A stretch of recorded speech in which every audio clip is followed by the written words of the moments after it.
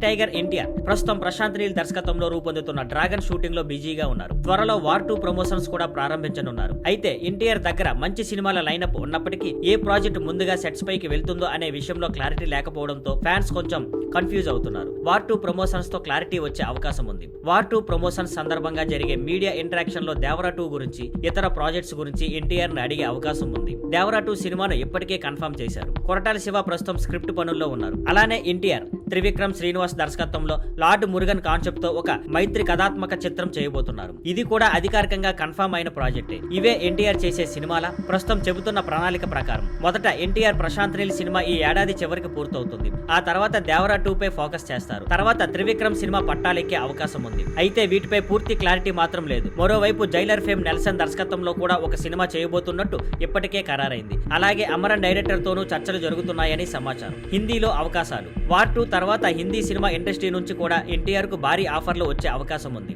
దాంతో ఆయన తన లైనప్ ను మరో స్థాయికి తీసుకెళ్లాల్సిన సమయం ఆసన్నమవుతోంది. ఈ నేపథ్యంలో ఫ్యాన్స్ కోరుకుంటున్న స్పష్టత, స్కెడ్యూల్ పై పూర్తి సమాచారం వార్ 2 ప్రమోషన్ సమయంలో రావచ్చని భావిస్తున్నారు.